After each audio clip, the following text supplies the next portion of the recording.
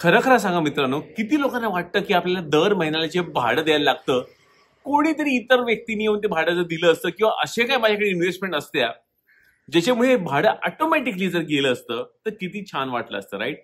In this केस मित्रांनो, मी पण एक भाडोत्री आहे मुंबई शहरामध्ये. मी ज्या फ्लॅटमध्ये राहतो, ज्याची किंमत वाटतं जवळजवळ 5 ते 6 कोटी रुपये असेल, आणि 5 ते 6 कोटीच्या फ्लॅटमध्ये राहिला जवळजवळ भाडं एक जवळजवळ 90,000 रुपयाच्या घरात मी एक भाडं देतोय. तर माझं पण हे सेम दुखणं आहे जे तुमचं दुखणं आहे. एनिवेज, कमेंट सेक्शन मध्ये मला बघायचं किती लोकांची स्वतःची घर आहेत आणि किती लोक भाड्यावरती राहतात. जर भाड्यावर राहत असेल तर रेंट हा कमेंट मध्ये टाका, आणि स्वतःचं घर असेल तर सेल्फ SELF, ओके, हा एक कमेंट मध्ये टाका. बघूया किती लोक कशा प्रकारे राहतात आहे. ऑलराईट, पण हा व्हिडिओ ऍक्च्युली काइंड ऑफ सगळ्यांसाठी असणार आहे, कारण मित्रांनो पॅसिव्ह इन्कम हे सगळ्यांना लागतं, आणि शेअर मार्केटच्या माध्यमातून 3 असे कुठले शॉर्ट मार्क आहे ज्यातून पॅसिव्ह इन्कम आपल्याला बनवायला भेटेल, हे महत्वाचं मला तुम्हाला या व्हिडिओमध्ये एक्सप्लेन करणार आहे. सो नीटपणे व्हिडिओ एंडपर्यंत जरूर बघा, कारण प्रत्येक हे तिन्ही महत्वाचे जे स्तंभ आहेत शेअर मार्केटचे, त्यातून आपल्याला पैसा जनरेट करता येतो. आणि माझं पण गोल त्याच्या दिशेनेच आहे, जेणेकरून माझा जो महिन्याचा जो जातोय काइंड ऑफ पैसा भाड्यामध्ये, तो पण ऑटोमॅटिकली टेक केअर होईल. ओके, तर चला व्हिडिओची पण सुरुवात करायची आणि माझं इंट्रोडक्शन करून घेतो. जय हिंद, जय महाराष्ट्र. मित्रांनो, मी आहे महेश पाटील, शेअर मार्केट मधला एक ट्रेडर आणि इन्व्हेस्टर. जर तुम्हाला शेअर मार्केट माझ्याकडनं टोटली फ्रीमध्ये शिकायचं असेल तर आपल्या व्हिडिओच्या डिस्क्रिप्शन सेक्शनमध्ये हे लिंक दिलेलं आहे. या लिंकमध्ये क्लिक करून तुमचं नाव, मोबाईल नंबर, ईमेल ऍड्रेस या तिन्ही गोष्टी माझ्या व्हॉट्सअपवर पाठवायचं आहे. 24 तासाचा वेळ तुम्ही रिप्लाय करतील. ऑफर काय दिली ती पण डिस्क्रिप्शन वाचून घ्या, नंतर या लिंकमध्ये क्लिक करून जॉईन करा. माझ्या ह्या बॅचेस दर 15 दिवसाला सुरू होतं. तर चला व्हिडिओची सुरुवात करूया. पहिला पॉईंट आपण काय करूया माहितीये का, डिफिकल्टी पासून इझी पासून डिफिकल्ट लेवलवरती जाऊया, जेणेकरून जे इझी पटकन जर बघायचं असेल कुठले आयडियाज आहेत ते पण बघून घेऊ. ऑलराईट, सर्वात पहिली महत्वाची गोष्ट म्हणजे पहिला पॉइंट जो आपण फोकस करणार आहोत, ओके, त्याच्यामध्ये असणार आहे simple dividend investing. Okay, dividend नुसतं प्युअर डिव्हिडंड नाही, डिव्हिडंड कम ग्रोथ इन्व्हेस्टिंग, कम ग्रोथ. ओके, फटाफट मी तुम्हाला एक्सप्लेन करणार, कारण याच्यावरती मी ऑलरेडी बरेच डिस्कस केलेलं आहे, पण बऱ्याचशा लोकांच्या डोक्यात जात नाही पॉईंट, म्हणून परत एकदा सांगतो. सो डिव्हिडंड कम ग्रोथ म्हणजे काय? 2 प्रकारचे नॉर्मल डिव्हिडंड पेइंग कंपनीज असतात. एक कंपनी अशी असते जी कंपनी भरपूरसा डिव्हिडंड देते पण तेवढ्या प्रमाणात डिव्हिडंड वाढवत नाही, आणि अशा कंपनी असतात ज्यांचे डिव्हिडंड सध्या खूपच कमी असतात, मे बी 1% पेक्षा कमी असेल, पण ओव्हरऑल जर आपल्या लाईफ टाइम मध्ये त्या शेअरला होल्ड केलं तर मे बी तेच आपल्या इन्व्हेस्टमेंटवरती 20, 30, 40 किंवा 100% पैसे असतं, पण आपल्याला returns just in form of dividends आपल्या इन्व्हेस्टमेंटमध्ये देऊ शकतात. त्यासाठी आपल्याला कसं करायचंय, जो पण आपला आवडीचा शेअर असेल तो आपण जाऊन एक टिकर टेप नावाची साईट एक आहे, ओके, tickertape.in नावाची साईट आहे, ओके, त्या साईटवरती जायचंय आणि आपल्याला जो पण तुम्हाला शेअर आहे तो तुम्ही एंटर करणार. एंटर केल्यावरती कंपनीच्या फायनान्शियल मध्ये जायचंय. फायनान्शियल मध्ये गेल्यावरती DPS वर जायचंय. DPS म्हणजे डिव्हिडंड पर शेअर सांगतो, आणि हा जवळजवळ मागच्या 7-8 वर्षाचा ट्रॅक रेकॉर्ड दाखवतो.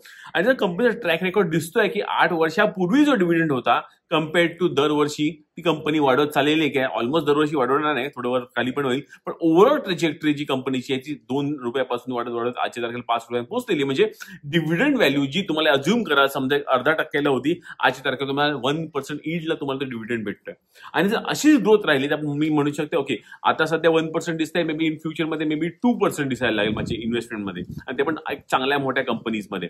ऑलराईट, सो त्यामुळे सर्वात महत्वाची गोष्ट, जर आपलं पॅसिव्ह इन्कम क्रिएट करायचं असेल तर आपल्याला डिव्हिडंड ग्रोथ स्टॉक्स मध्ये पैसा लावायला लागणार. आणि डिव्हिडंड ग्रोथ स्टॉक्स मध्ये पैसा लावण्यासाठी सर्वात महत्वाचं आहे ते म्हणजे DPS दरवर्षी वाढत येतोय का ते आपल्याला चेक करायचंय. ओके, आता याच्यावर तुम्ही म्हणणार की महेश, अरे यार, हे तर सुरुवातीला माझा काही एवढा पैसा बनणारच नाही. हो, सुरुवात तरी करा.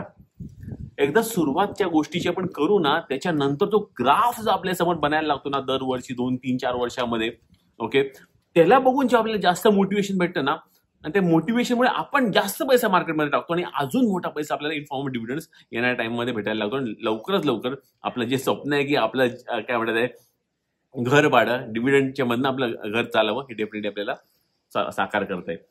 आता सेकंड गोष्ट म्हणजे, आता सेकंड पॉईंट मला सांगतो तुम्हाला, सेकंड वे काय ह्याच्यामध्ये. सेकंड वे आपल्याला मार्केटमधनं आहे, खूपच सोपं आहे, बरेच लोक करतात हे, ओके, पण डिफिकल्टी काय सांगतोय कम्पेअर टू डिव्हिडंड, कारण ह्या वे मध्ये आपल्याला तो स्टॉक पण भेटला पाहिजे ना, IPOs. आता चांगल्या IPOs मध्ये आपल्याला पैसा लावायचा असेल तर त्यामध्ये ओव्हर सबस्क्रिप्शन येतं, हेवीली ओव्हर सबस्क्रिप्शन असतात, प्रत्येक सेक्शन ओव्हर सबस्क्राईब असतात. पण ह्याच्यामध्ये 2 तोड आहे, ओके, 2 तोड आहेत. आता 2 तोड मध्ये काय आहे की एक तर आपण पहिलं तर आपण जास्तीत जास्त फॅमिली मेंबरच्या नावाने आपण अप्लाय करायचं. आईच्या नावाने करायचं, वडिलांच्या नावाने करायचं, बहिणीच्या नावाने करायचं, भावाच्या नावाने अप्लाय करायचं, मिसेसच्या नावाने अप्लाय करायचं, गर्लफ्रेंडच्या नावाने अप्लाय करायचं, बॉयफ्रेंडच्या नावाने अप्लाय करायचं, सगळ्यांच्या जे पण तुमच्या खासगी सगळ्यांच्या नावाने अप्लाय करायचा प्रयत्न करायचा. म्हणजे मेनली परत जोक म्हणून सांगतो, पण ऍटलीस्ट फॅमिली मेंबरच्या नावाने तुम्ही अप्लाय करा. सगळ्या फॅमिली मेंबर्सनी काही ना कुठून ना कुठून लॉट तर लागतो. ओके, व्हेरी लाईकली चान्सेस आहेत लॉट लागण्याचे. आपण आता ह्याच्यामध्ये अजून एक ट्रिक आहे जी मोठी लोक करतात. जर तुमच्याकडे मोठा पैसा असेल तर मी तुम्हाला एक गोष्ट सांगेन.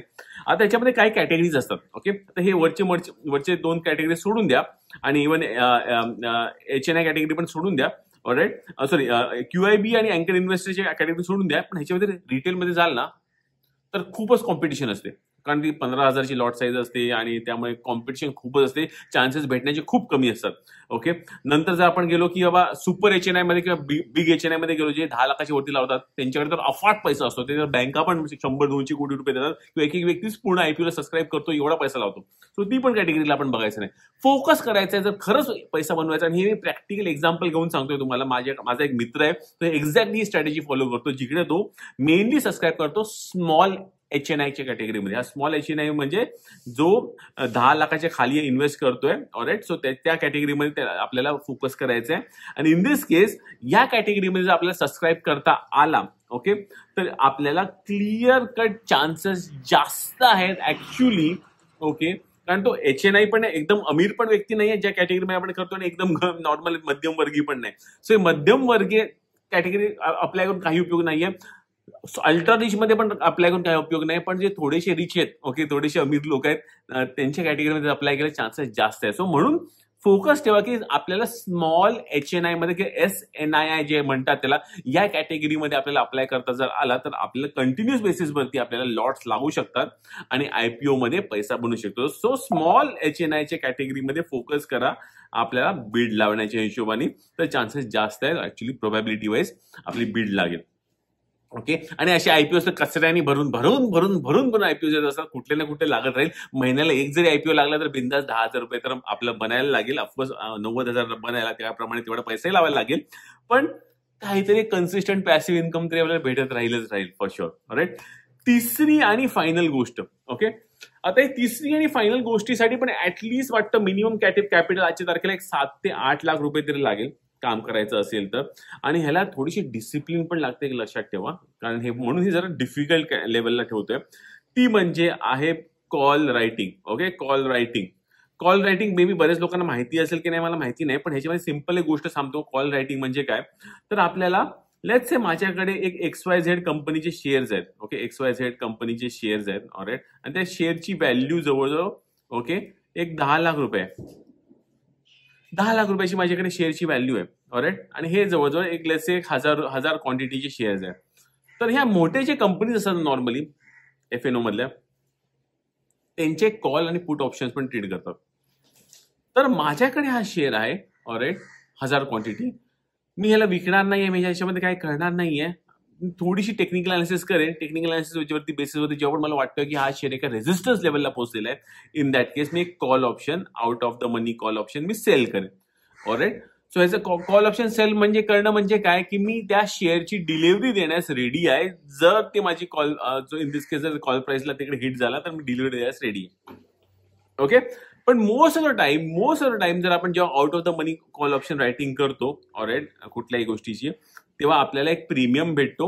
ओके, मी म्हणेन की माझ्या 10 लाखाची इन्व्हेस्टमेंटवरती, ऑलराईट, मला सरासरी एक 1% ते 2% मला भेटू शकते यील्ड. ओके, म्हणजे 10,000 ऑलराईट टू 20,000 रुपये मला ऑप्शन मध्ये मला ह्याच्यामधनं एक प्रीमियम भेटू शकतो. ओके, आणि तो प्रीमियम मला दर महिन्याला भेटत राहणार. सो हे काइंड ऑफ डिव्हिडंडच आहे. जर बघायला गेलो तर समजा एक कंपनी, अल्ट्रा शेअर कंपनीची फक्त 0.5% डिव्हिडंड देते. जर in this case me call option writing करून वर्षाची 5% जरी मला काढता आले त्याच्यामध्ये, ज्याचे शेअर्स माझ्याकडे ऑलरेडी होल्ड आहेत, तर सेफ्टीज आहे नाही. पण शेअर वर जरी केला तर आपल्याकडे बेसिक आपली होल्डिंग आजच्याकडे आहेच. ऑलराईट, आणि शेअर जर खाली गेला तर एनिवेज तो डिव्हिडंड किंवा साईडवेज राहिला तर एनिवेज तो डिव्हिडंड आपल्या जो प्रीमियम जो आहे तो आपल्याला भेटणारच आहे. सो अशा प्रकारे मोठी लोक आहेत मित्रांनो, ही मॅक्सिमम ही कॉल रायटिंग करतात.